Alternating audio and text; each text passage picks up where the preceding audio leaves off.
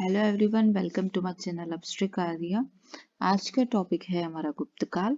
इससे पहले हम मौर्य काल पढ़ चुके हैं। हमारे कोर्स में गुप्त काल से रिलेटेड जो टॉपिक है वो है इनका आर्ट, साइंस और लिटरेचर। तीन चीजें हमें इसकी पढ़नी है।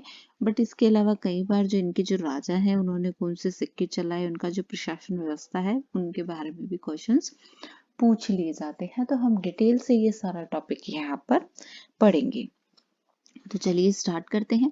गुप्त काल की जो शुरुआत मानी गई है 240 से 250 ईस्वी से 550 ईस्वी तक की यहाँ पर इनकी शुरुआत मानी गई है। यहाँ पर हम देखेंगे कि गुप्त काल जो है वो भारतीय इतिहास का स्वर्ण काल कहलाता है। सबसे पहला जो मोटा क्वेश्चन बनता है वो ये बनता है कि गुप्त काल जो है वो भारतीय इतिहास का स्वर्ण काल कहलाता है। गुप्त काल की जो शुरुआत है वो श्री गुप्त से मानी गई है, जिसे इसका संस्थापक बोला है। उसके बाद में हम यहाँ घटोत्कच के बारे में पढ़ेंगे। देन उसके बाद में हम चंद्रगुप्त प्रथम के बारे में पढ़ेंगे। फिर हम इसके बाद में समुद्रगुप्त के बारे में पढ़ेंगे। देन चंद्रगुप्त द्वितीय के बारे में हम यहाँ पर पढ़ेंगे। फिर उसके बाद कुमारगुप्त के बारे में पढ़ेंगे और उसके बाद स्कंदगुप्त के बारे में हम पढ़ेंगे। श्रीगुप्त यहाँ पर संस्थापक है। उसके बाद में श्रीगुप्त संस्थापक है, उसके साथ के साथ ही ये सामंत थे, ये राजा नहीं थे। घटोत्कच प्रथम राजा माना जाता है गुप्त काल का। चंद्रगुप्त प्रथम जो है उसने गुप्त संवत चलाया था, ये इसकी सबसे खास बात है। समुद्रगुप्त जो है वो इसके लिए वीणा बजाते हुए इसके जो सिक्के हैं उनमें इसको दिखाया गया है, यानी ये संगीत प्रेमी था। चंद्रगुप्त द्वितीय सबसे ज्यादा प्रतापी राजा इनके टाइम में हुआ था, जिसने गुप्त शासन को बहुत लंबा चौड़ा फैलाया था। कुमार गुप्त के बारे में है जो इसने नालंदा विश्वविद्यालय की स्थापना की थी, जिसे बख्तियार खिलजी ने बाद में नष्ट कर दिया था। और स्कंदगुप्त इनका अंतिम प्रतापी शासक हुआ, जिसने हूणों का यहाँ पर आक्रमण झेला है। ये इनकी सबसे बड़ी बात है, मतलब जो मोस्ट ऑफ टाइम क्वेश्चंस पूछा गया है इनके बारे में, यही टॉपिक मैंने एक नजर में आपको बता दिए। तो चलिए हम इनकी डिटेल से स्टडी करते हैं। सबसे पहले कि गुप्त काल के बारे में हमें जानकारी कहाँ से मिलती है, ये चीज हम पढ़ेंगे। तो वे नाटक जो हमें गुप्त काल के बारे में जानकारी देते हैं या गुप्त काल के समय लिखे गए हैं, तो उसमें सबसे पहले आता है विशाख दत्त। विशाख दत्त राइटर का नाम है और विशाख दत्त की दो रचनाएं हैं। पहली है देवी चंद्रगुप्त और दूसरी जो रचना है इनकी वो है मुद्रा राक्षस। दूसरी रचना इनकी कौन सी है? मुद्रा राक्षस। इसके बाद में नेक्स्ट जो राइटर का नाम आता है वो आता है शुद्रक। शुद्रक द्वारा जो रचित रचना है वो है मृच्छकटिकम।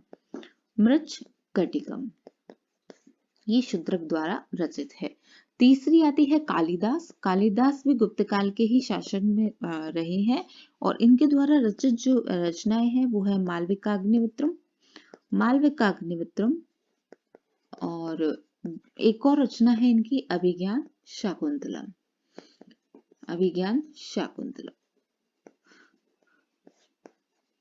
कालिदास द्वारा रचित कुछ महाकाव्य भी हैं। 3 महाकाव्य इनके द्वारा रचे गए थे।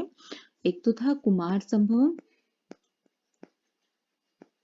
दूसरा था मेघदूत और तीसरा था इनका ऋतु संहार। ठीक है, कुमार संभवम, मेघदूत और ऋतु संहार। रघुवंशम भी जो है वो कालिदास की ही रचना है। रघुवंशम भी कालिदास की ही रचना है। तो ये कुछ नाटकों के नाम थे।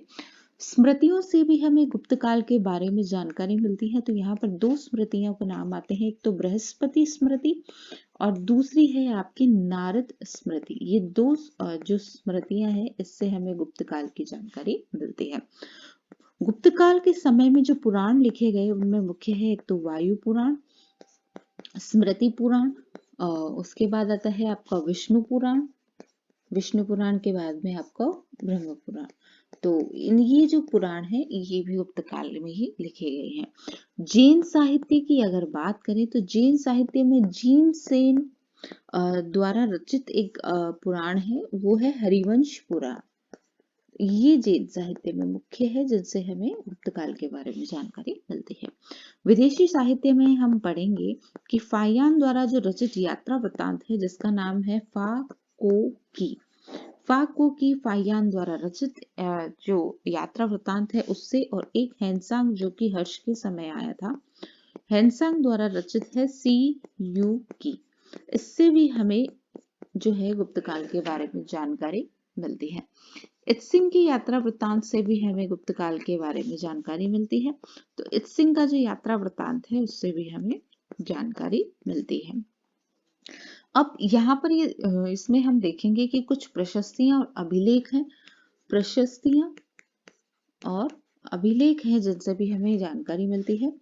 तो हम अगर बात करें प्रयाग और एरण अभिलेख की, प्रयाग और एरण अभिलेख की बात करें तो इससे हमें समुद्रगुप्त के बारे में जानकारी मिलती है। ठीक है। उसके बाद चंद्रगुप्त द्वितीय की बात करें तो चंद्रगुप्त द्वितीय के बारे में मेहरौली स्तंभ अभिलेख में लिखा गया है।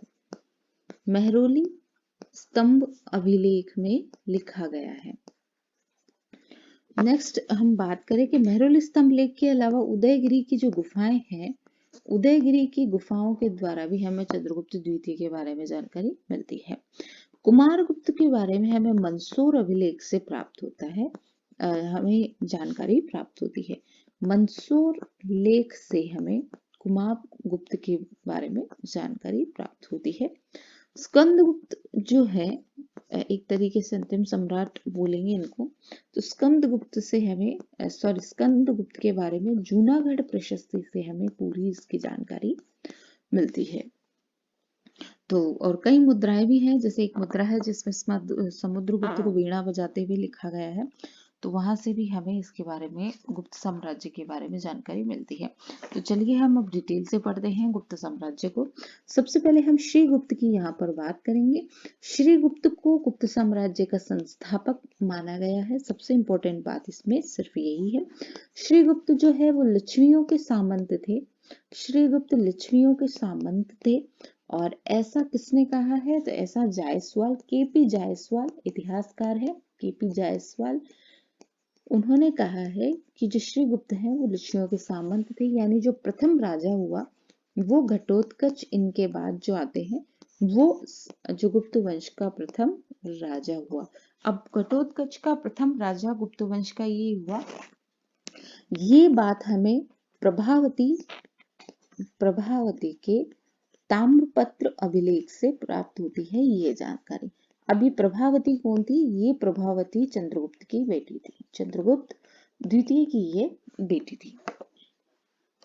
इसके बाद हम बात करते हैं घटोत्कच के बारे में, बस इतना ही। एक चीज और अगर आप नोट करना चाहें तो इन्होंने महाराज की उपाधि धारण की थी घटोत्कच ने, पर इनके बाद क्या है, सामान्य जो राजा होता था उसको महाराज कह दिया जाता था, तो ये कोई इतना इम्पोर्टेंट नहीं है। चंद्रगुप्त प्रथम अब हम यहाँ पर पढ़ेंगे। तो चंद्रगुप्त प्रथम के बारे में जो सबसे इंपॉर्टेंट बात ये है कि चंद्रगुप्त प्रथम ने क्या किया था, इन्होंने गुप्त संवत की शुरुआत की थी।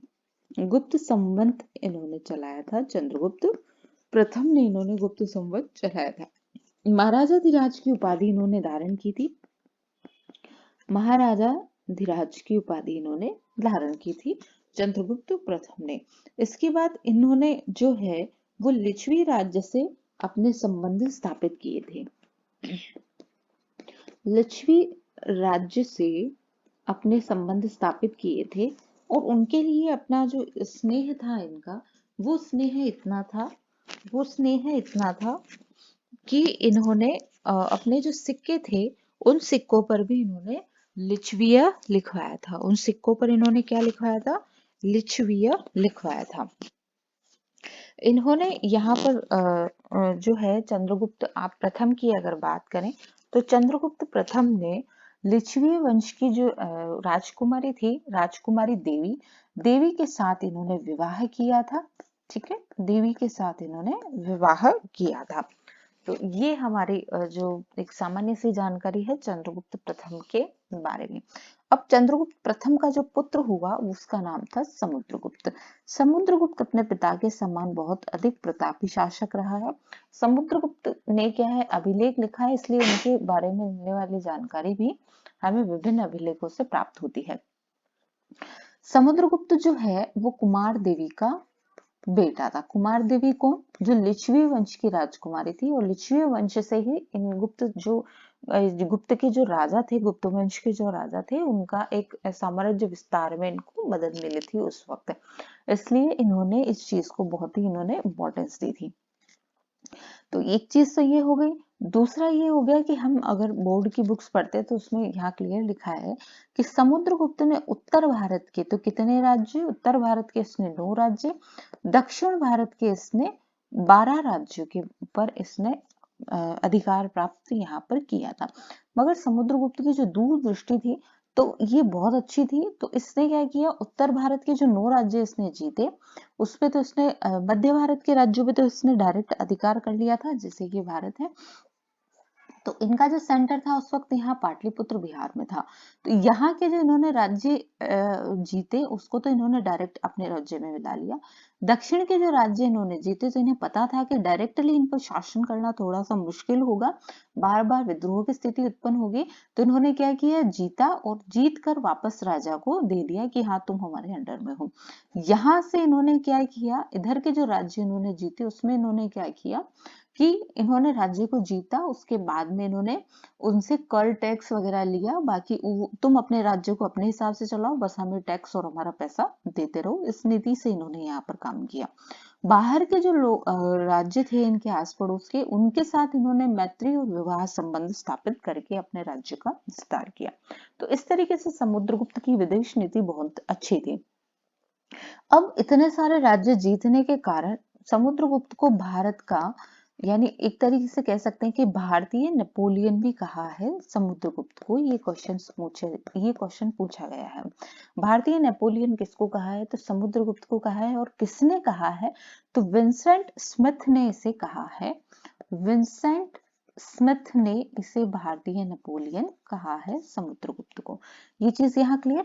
समुद्रगुप्त का एक राज दरबारी था हरिसेन, जो इनका मंत्री भी था। हरिसेन ने समुद्रगुप्त के अभिलेख बनवाए थे और यहाँ पर उसके बहुत सारे जो आर्किटेक्चर वाले जो काम है वो इसके हरिसेन ने करवाए थे। ये इसका दरबारी कवि भी था। ठीक है, नेक्स्ट हम बात करेंगे समुद्रगुप्त के बारे में। एक और नेक्स्ट आती है, वो आती है प्रयाग प्रशस्ति। प्रयाग प्रशस्ति में समुद्रगुप्त की विजयों के बारे में उल्लेख है कि उसने कितने युद्ध किए और उनमें से कौन कौन से युद्धों में उसे विजय प्राप्त हुई। तो ये सब हमें प्रयाग प्रशस्ति से प्राप्त होता है। और ये प्रयाग प्रशस्ति कौन सी है, ये प्रयाग प्रशस्ति वही है जिसमें अशोक का जो कौशाम्बी स्तंभ है, अशोक का जो लेख है जिसमें मैंने पढ़ाया था मौर्य काल में कि इसी लेख पे 7 अलग अलग राजाओं ने यहाँ पर अपने अपने लेख लिखवाए हैं। तो ये चीज यहाँ पर आपको क्लियर होनी चाहिए। अब समुद्रगुप्त के जो लेख थे वो कौन सी लिपि में थे, तो समुद्रगुप्त के लेख थे वो ब्राह्मी लिपि में थे। ठीक है, ब्राह्मी लिपि जो अभी हम हिंदी लैंग्वेज लिखते हैं लेफ्ट टू राइट वाली, लेफ्ट टू राइट वाली। ठीक है, ये ब्राह्मी लिपि होती है आपकी।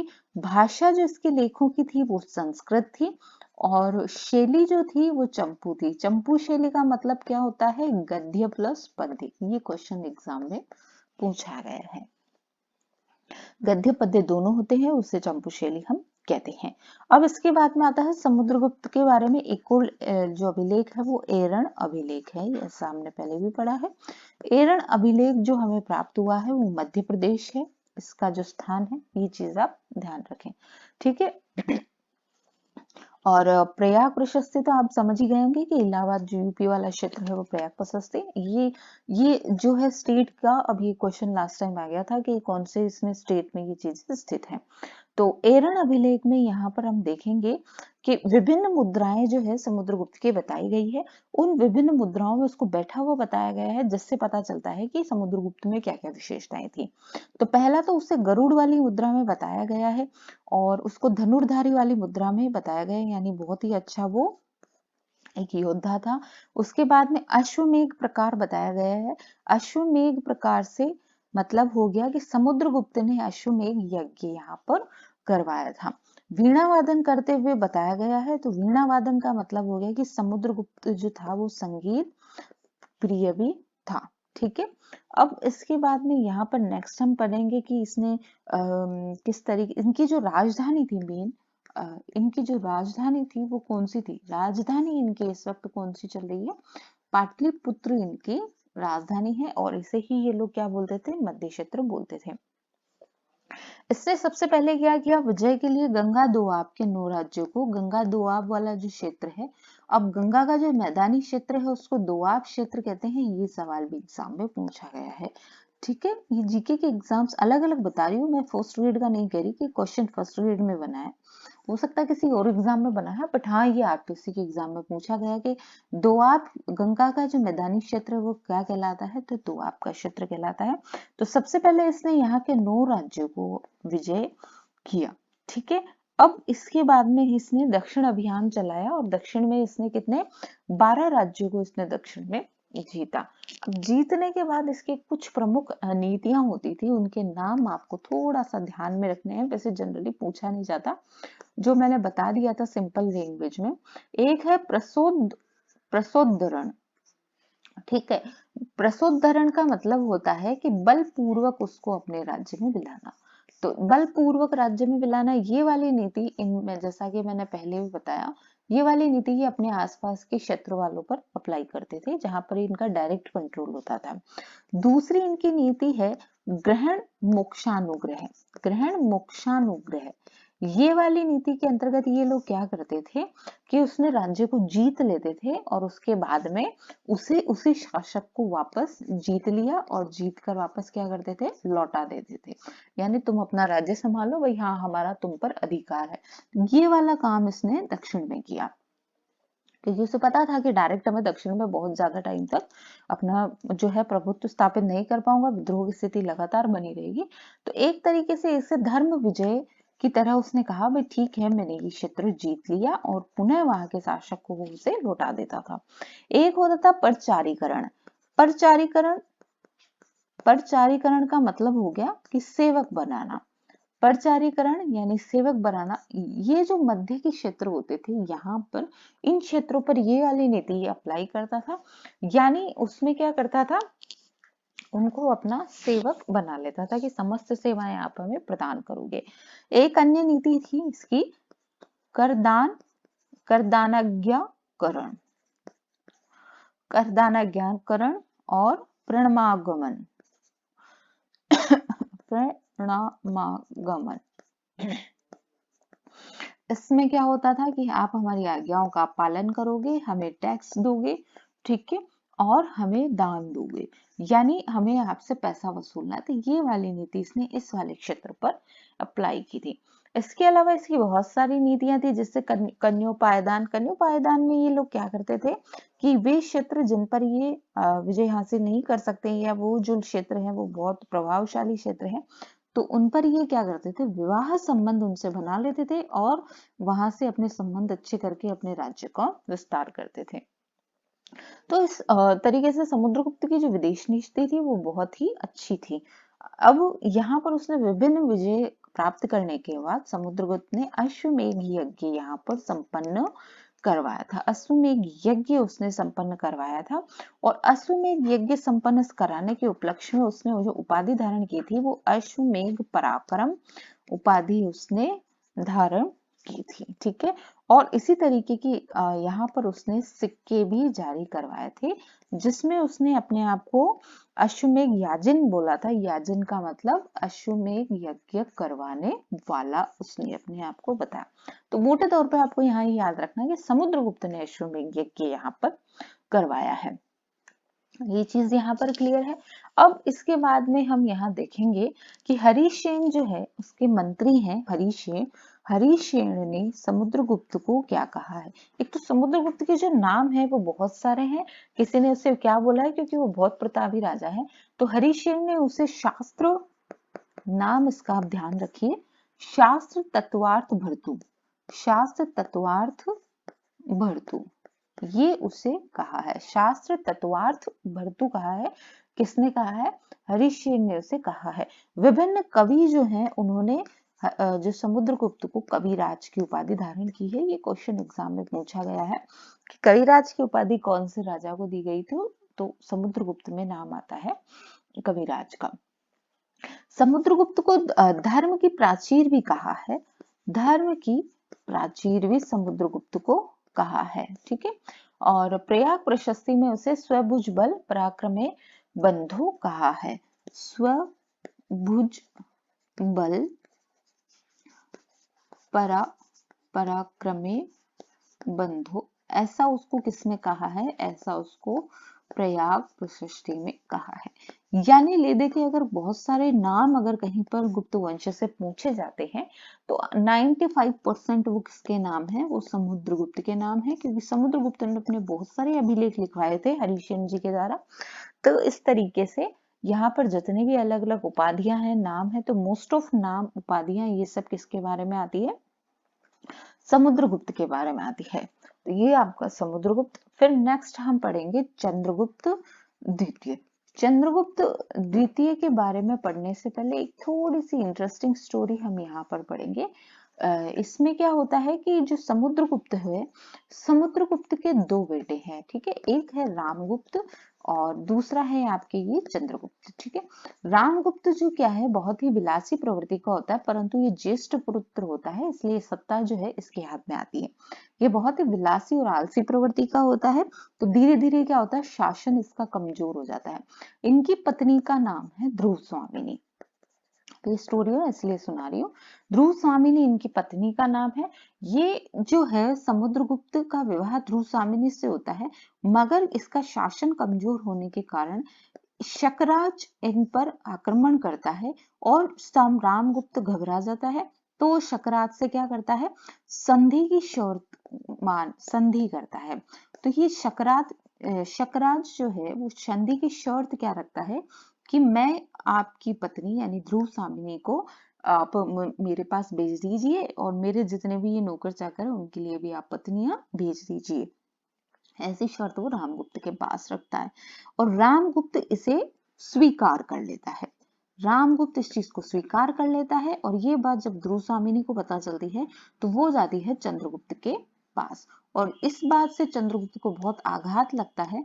फिर वो शकराज के दरबार में चंद्रगुप्त स्वयं ध्रुव स्वामिनी का वेश धारण करके शकराज के दरबार में जाता है और वहां पर शकराज की वो हत्या कर देता है। और इस बात से जो जितने भी सामंत थे रामगुप्त के, वे सभी सामंत क्या करते हैं, राजा स्वीकार कर लेते हैं अपना, किसको, चंद्रगुप्त को अपना राजा स्वीकार कर लेते हैं। मगर जब ये बात रामगुप्त को पता चलती है तो वो बहुत ही क्रोधित होता है और वो क्रोधित होकर क्या करता है, चंद्रगुप्त पर आक्रमण करता है और इस लड़ाई में चंद्रगुप्त क्या कर देता है, रामगुप्त को मार देता है। चंद्रगुप्त रामगुप्त को मार देता है और इस तरीके से यहाँ पर अब जो राजा बनता है वो कौन बनता है, समुद्रगुप्त के बाद में जो सशक्त राजा बनता है वो चंद्रगुप्त द्वितीय हमारा सशक्त राजा बनता है। तो ये एक छोटी सी जानकारी थी कि आप ऐसा नहीं समझो कि समुद्रगुप्त के बारे में बाद में चंद्रगुप्त द्वितीय ही आते हैं। समुद्रगुप्त के बाद में रामगुप्त है, देन चंद्रगुप्त द्वितीय है, मगर रामगुप्त को इतिहास में याद नहीं किया जाता। तो नेक्स्ट हम पढ़ेंगे अब चंद्रगुप्त द्वितीय के बारे में। चंद्रगुप्त द्वितीय जो है यहाँ पर समुद्रगुप्त का बेटा है, ये चीज हमने यहाँ पर पहले ही पढ़ ली। अब यहाँ पर चंद्रगुप्त ने जो उपाधि धारण करी है वो कौन सी करी है, तो चंद्रगुप्त द्वारा जो धारण की गई उपाधि है विक्रमादित्य की उपाधि है। अनुश्रुतियों में चंद्रगुप्त को क्या कहा गया है, शकारी कहा गया है। शकारी चंद्रगुप्त कहा है। शकारी क्यों कहा है, क्योंकि इसने शकों का दमन किया था, शकों का दमन किया था, इसलिए इसे शकारी कहा है। अन्य जो नाम है जैसे देवगुप्त है, देवगुप्त, देवराज, देवश्री, ये सब नाम किसके आते हैं, आपके विक्रमादित्य के नाम आते हैं। इसके शासन काल में महरौली का स्तंभ लेख बनाया गया था और महरौली का जो लौह स्तंभ है वो आज भी इतना बढ़िया तरीके से मतलब उस काल में बनाया गया है कि उसमें जंग नहीं लगता। इस चीज को लेके दुनिया के वैज्ञानिक भी हैरान हैं और इस बात का जो मतलब सिद्ध करता है कि चंद्रगुप्त द्वितीय के काल में जो विज्ञान था यानी जो धातु कला थी वो कितनी सर्वोत्कृष्ट थी। ठीक है, तो धातु कला का सर्वश्रेष्ठ नमूना जो अभी है महरौली का लौह स्तंभ है और इसी महरौली के लौह स्तंभ से हमें चंद्रगुप्त द्वितीय के बारे में जानकारी प्राप्त होती है। और इसके बाद एक चीज और आती है कि चंद्रगुप्त ने जो है व्यास नदी के किनारे एक विजय स्तंभ की स्थापना की थी। व्यास नदी के किनारे एक विजय स्तंभ की स्थापना की थी। किस लिए की थी? वाहलिक राज्य के ऊपर इसने विजय की धारण की थी। उसके उपलक्ष्य में इसने एक व्यास नदी के किनारे विजय स्तंभ की स्थापना की थी। नेक्स्ट हम पढ़ेंगे कि जो चंद्रगुप्त के समय जो विद्या के केंद्र थे वो कौन थे। तो चंद्रगुप्त के समय एक तो पाटलिपुत्र मुख्यतः विद्या का केंद्र था और दूसरा उज्जैनी। पाटलिपुत्र और उज्जैनी दोनों ही विद्या के प्रमुख केंद्र थे चंद्रगुप्त के समय। चंद्रगुप्त कौन सा है? ये चंद्रगुप्त द्वितीय हम यहाँ पर पढ़ रहे हैं। चंद्रगुप्त द्वितीय की जो एक और खास बात है तो इसके दरबार में 9 कवि थे और ये 9 कवि के नाम एक बार आपको ध्यान होना बहुत जरूरी है, क्योंकि इनके द्वारा लिखी गई जो पुस्तकें हैं वो भी गुप्त काल की रचनाएं ही कहलाती है। सबसे पहले जो कालिदास है वो चंद्रगुप्त द्वितीय के समय के हैं। उसके बाद धन्वंतरी है। धन्वंतरी अगर इनके काल में है तो आप सोच सकते हैं कि इनका जो विज्ञान है, जो चिकित्सा कला है वो कितनी इंपॉर्टेंट रही होगी। बेताल भट्ट है। बेताल भट्ट भी इनके काल के ही हैं। अमर सिंह का अमर कोश जो है वो भी इसी के काल का है। और घटक पर ये वराह मिहिर बहुत बड़े वैज्ञानिक थे जिन्होंने बहुत सारी पुस्तकों की रचना की थी जो आज भी यहाँ पर आइडल है साइंस की।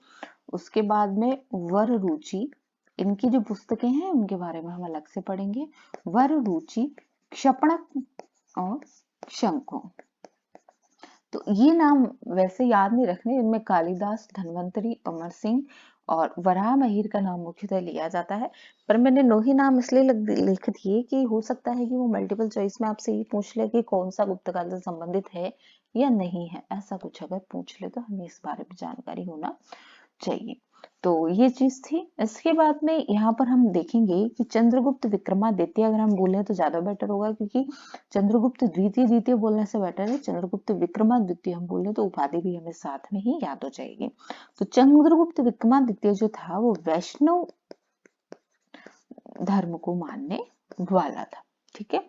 और उसकी जो मुद्राएं थी उसमें चंद्रगुप्त विक्रमादित्य को परम भागवत बोला है। ठीक है। चंद्रगुप्त विक्रमादित्य को परम भागवत यहाँ पर बोला है। अब ये चीज हमने पढ़ी है कि इसके समय में चीनी यात्री आया था। कौन आया था? चीनी यात्री फाहियान आया था। और ऐसा हमें विभिन्न अभिलेखों से प्राप्त होता है कि वो यहाँ पर 12 वर्ष रुका था। उसने वापस जाके अपनी यात्रा वृतांत लिखी थी। वापस जाके 12 वर्ष तो वो यहाँ रुका, फिर उसने वापस जाके अपनी यात्रा वृतांत को की यहाँ पर लिखी और उसने वहां पर पाटलिपुत्र का वर्णन किया। अब ये आप देख सकते हैं कि ये चीजें कितनी सही है गलत है। फोर्स तो देखिए कि ये जो चीनी यात्री आया था ना, ये लोग आते जो थे ना यहाँ हिंदुस्तान में, तो यहाँ पर घुसने का जो तरीका था, रास्ता था ना इनका सबसे अप्रोप्रिएट वो था पंजाब वाला। तो अब ये स्थल मार्ग से तो यहाँ आया। ठीक है। स्थल मार्ग से यहाँ आया। आप सोच सकते हैं इसे कितना टाइम लगा होगा।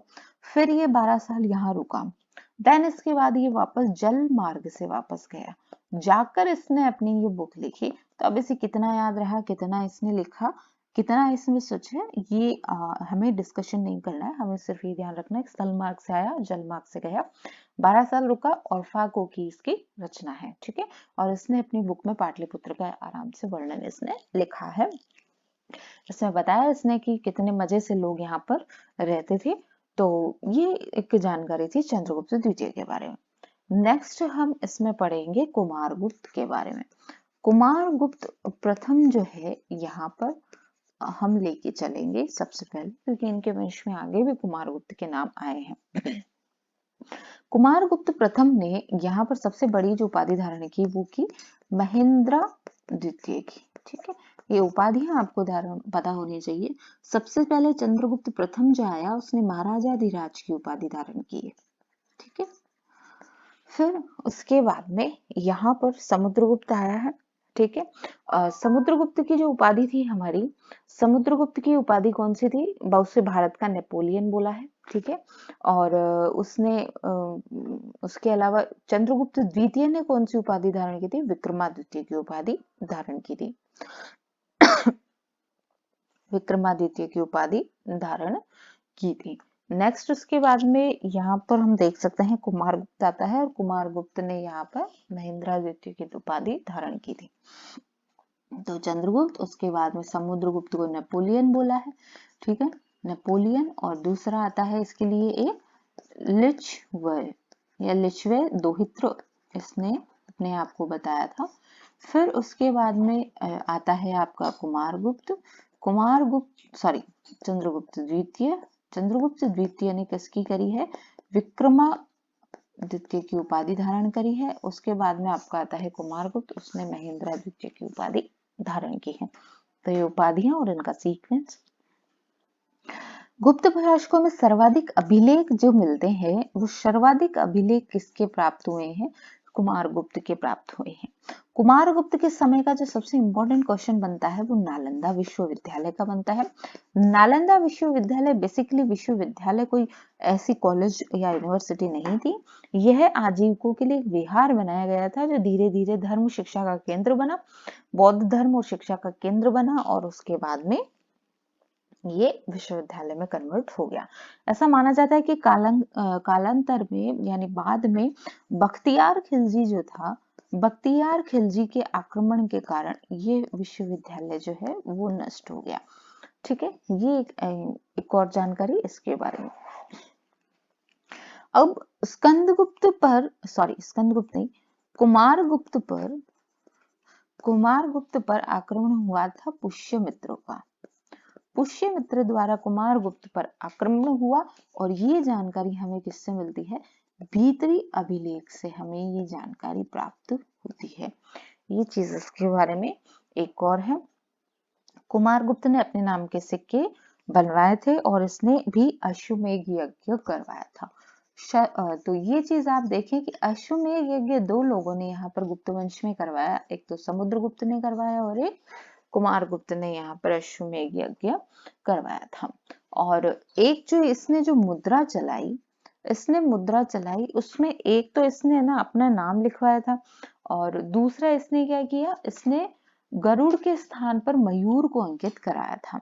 तो जो समुद्रगुप्त था, इसने क्या किया था, अपने सिक्कों पर गरुड़ बनवाया था समुद्रगुप्त ने, और कुमारगुप्त ने गरुड़ के स्थान पर क्या बनवाया है? मुद्रा में मयूर बनवाया है। ये चीज आपको ध्यान में रखनी है, ठीक है। अब इसके बाद नेक्स्ट हम पढ़ते हैं स्कंदगुप्त। स्कंदगुप्त यहाँ पर हम पढ़ेंगे। स्कंदगुप्त यहाँ पर हम पढ़े तो सबसे पहली बात, तो स्कंदगुप्त कौन था? कुमारगुप्त का बेटा था। ये चीज यहाँ पर क्लियर है। और इसका जो राज्य है वो ऑलरेडी यहाँ पर हम देखेंगे भारत में पश्चिम सौराष्ट्र यानी इस वाले हिस्से से लेके भारत के मध्य प्रदेश तक, और दक्षिण में पूर्व में बंगाल तक इनका यहाँ पर फैला हुआ है। इसके शासन के संबंध में जानकारी हमें कहाँ से मिलती है? तो जूनागढ़ अभिलेख से हमें इसके बारे में जानकारी मिलती है। जूनागढ़ अभिलेख से हमें स्कंदगुप्त के बारे में जानकारी यहाँ पर मिलती है। इसके अलावा और भी अभिलेख हैं जिनका नाम आप ध्यान रखना चाहें। कहोम का स्तंभ लेख है, कहोम का स्तंभ लेख। देन उसके बाद आता है बिहार का भी स्तंभ लेख ही है।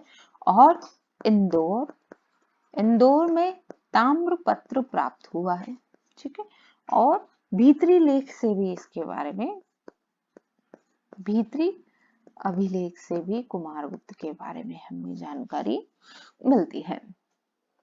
इसके बारे में जो सबसे इंपॉर्टेंट फैक्ट आता है वो ये कि इसे हूणों के आक्रमण का सामना करना पड़ा था। हूणों के आक्रमण का इसको सामना करना पड़ा था। वैसे कहा जाता है कि हूणों का जो आक्रमण है वो कुमारगुप्त के समय से ही शुरू हो गया था, मगर स्कंदगुप्त के समय हूणों का आक्रमण हुआ और इसने हूणों को हरा दिया था। इसने बहुत बुद्धिमानी और वीरता से हूणों का दमन किया था इसने, ठीक है। इसके बाद में यहाँ पर जो बहुत सारे इतिहासकार हैं उन्होंने इसके युग को ऑगस्टन युग कहा है और कुछ ने इसे कहा है पेरी पेरिक्लियन युग इसको कहा है। पेरिक्लियन युग इसको कहा है। कुछ जो इतिहासकार है किसी ने इसका ऑगस्टन युग कहा है और किसी ने इसे पेरिक्लियन युग भी इसे कहा है। स्कंदगुप्त का जो महत्वपूर्ण अभिलेख आता है वो आता है भीतरी अभिलेख। यहाँ पर भीतरी अभिलेख इसका सबसे महत्वपूर्ण अभिलेख है जिससे हमें इसके बारे में जानकारी मिलती है। इसी भीतरी अभिलेख में से गुप्त वंश का वीर कहा है। देखिए ये तो जो क्लियर है कि जो राजा अपने बारे में अभिलेख लिखवाएगा या खुदवाएगा तो जाहिर सी बात है वो अपने बारे में बहुत ही बढ़ा चढ़ाकर बताएगा। और स्कंदगुप्त की में एक चीज और है जो ये अपने आप में बहुत उलझा हुआ आगे से ही चला आ रहा है। इसका जो स्कंदगुप्त का एक मंत्री था पर्णदत्त, ठीक है। इस पर्णदत्त की सहायता से इसने सुदर्शन झील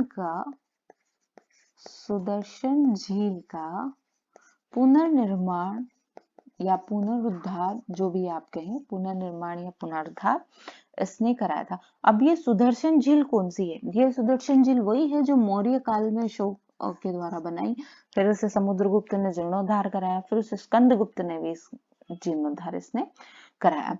अब इसने इसका जीर्णोद्धार कराया, ये जानकारी हमें कहाँ से मिली? तो ये जूनागढ़ अभिलेख में ऐसा लिखा हुआ है कि जो स्कंदगुप्त है उसने अपने मंत्री पर्णदत्त की सहायता से सुदर्शन झील का पुनरुद्धार या मरम्मत करवाई।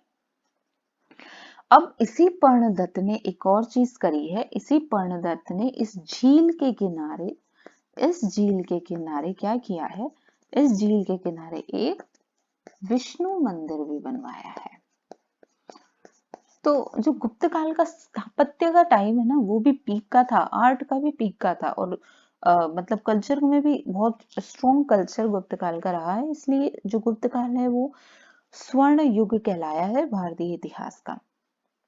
अब इसने मुद्राएं कौन कौन सी चलाई? तो मुद्राएं इसकी बहुत सारी थी, जैसे समुद्रगुप्त ने चलाई थी धनुर्धर वाली, बुल प्रकार की चलाई थी, एक राजा और लक्ष्मी प्रकार की चलाई थी, छत्र प्रकार की चलाई थी और गरुड़ प्रकार की भी इसके समय में चलती थी। और ये हमने पढ़ा था कि इसने क्या किया था, कुमार गुप्त ने गरुड़ की जगह मयूर को अंकित करवाया था और इसने भी, स्कंदगुप्त ने तो गरुड़ प्रकार की ही चलाई थी और अश्वारोही प्रकार की चलाई थी।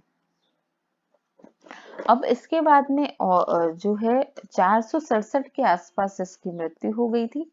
467 ईस्वी के आसपास लमसम इसके स्कंदगुप्त की मृत्यु हो गई।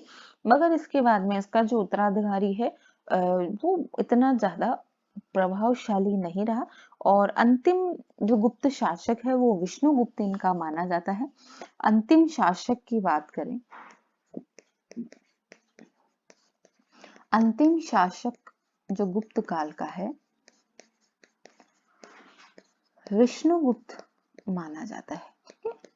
विष्णुगुप्त इसका अंतिम शासक माना जाता है और ये लमसम 550 से 570 के बीच इसका एंड मान लिया जाता है गुप्त काल का, ठीक है। अभी इस बीच में कुमार द्वितीय, कुमार तृतीय, बुद्धगुप्त ऐसे बहुत सारे राजा हुए मगर वो इतने पराक्रमी नहीं हुए। और ये बात भी आप अच्छे से जानते हैं कि इतिहास भी नहीं याद रखता है जिनमें दम वाली बात होती है। बाकी बहुत से लोग आए, बहुत से सारे लोग निकल गए। अब हम यहाँ देखेंगे कि है ना गुप्त साम्राज्य के पतन के कारण क्या थे, कि कैसे गुप्त साम्राज्य इतना अच्छा होने के बाद में खत्म हो गया। तो एक तो सबसे इम्पोर्टेंट चीज ये हो गई इन लोगों के कि प्रशासन और राज्य तभी चलता है जब राजा में दम हो। तो जो लास्ट इनका राजा था स्कंदगुप्त वो सबसे स्ट्रॉन्ग राजा था। उसके बाद में ऐसा कोई स्ट्रॉन्ग राजा नहीं हुआ जो इनके इतने बड़े साम्राज्य को संभाल सके। ये या इस तरीके से इनका साम्राज्य फैला हुआ था, इतने बड़े साम्राज्य को संभाल सके। और उसके अलावा जो सबसे बड़ी इनके पतन का कारण था वो हूण आक्रमण थे। हूण बहुत ही पावरफुल लोग थे और इन्हें हराना मतलब हल्के फुल्के राजाओं के बस की बात नहीं थी। तो स्कंदगुप्त लास्ट और अंतिम गुप्त शासक ऐसा हुआ जिसने हूणों को पराजय किया और अपने आप को उसमें सिद्ध एक स्ट्रॉन्ग राजा उसने अपने आप को प्रूफ किया। उसके बाद में ऐसा नहीं हुआ और हूणों का आक्रमण लगातार होता रहा और इस तरीके से गुप्त साम्राज्य का अंत हो गया। बाकी इसके अलावा अगर हम देखेंगे कि नेक्स्ट अब इसमें क्या पढ़ना है, तो नेक्स्ट अब आते हैं इनके विभिन्न अभिलेख आएंगे। विभिन्न अभिलेख इनके बहुत इंपॉर्टेंट होते हैं कि किस अभिलेख से हमें किस बारे में जानकारी मिलती है। फिर इसकी थोड़ी बहुत प्रशासन व्यवस्था और इनकी संस्कृति, इनका जो स्पेशली साइंस, लिटरेचर और आर्ट, हमें 3 चीजें इसकी पढ़नी है। तो साइंस, लिटरेचर, आर्ट तीनों ही चीजें हम इसकी नेक्स्ट वीडियो में पढ़ेंगे। इस वीडियो में बस इतना ही। और क्योंकि वीडियो बहुत लंबा हो जाता है तो थोड़ा बोरिंग भी हो जाता है, इसलिए मैं ज्यादा बेटर अपने आप को इसी में समझती हूँ। इवन मैं तो 15 से 20 मिनट का ही बनाना चाहती हूँ, पर अगर हम एक टॉपिक को ही 2-2, 3-3 वीडियो में देखने लगे तो अभी तो बहुत, इवन जो भारतीय स्वतंत्रता संग्राम है इसके तो बहुत सारे वीडियो बनेंगे अभी, और वो है भी बहुत लंबा। और ऐसा लगता है भारतीय स्वतंत्रता संग्राम तो एक पार्ट छोड़ो तो वहां से कुछ और एक एक पार्ट छोड़ो तो वहां से कुछ और क्वेश्चन यहाँ पर आपको देखने को मिल जाएगा। तो बहुत वाइड है वो चीज। तो ये जो 2-3 टॉपिक हैं एशियंट हिस्ट्री के, तो इन्हें तो जितना हम छोटे से छोटा पढ़ सके उतना हमारे लिए बेटर है। ये कंटेंट मैंने सारा 10th और 12th की बुक्स से ही लिया है। इवन कुछ जो पुराने क्वेश्चंस हैं या जो कुछ आए हुए क्वेश्चंस हैं जो मुझे इंपॉर्टेंट लगे तो वो मैंने एक्स्ट्रा इसमें ऐड कर दिए, ताकि हमें ये लगे कि हाँ हम जो पढ़ रहे हैं वो हम बेस्ट पढ़ रहे हैं। तो बस इस वीडियो में इतना ही। आज के लिए धन्यवाद।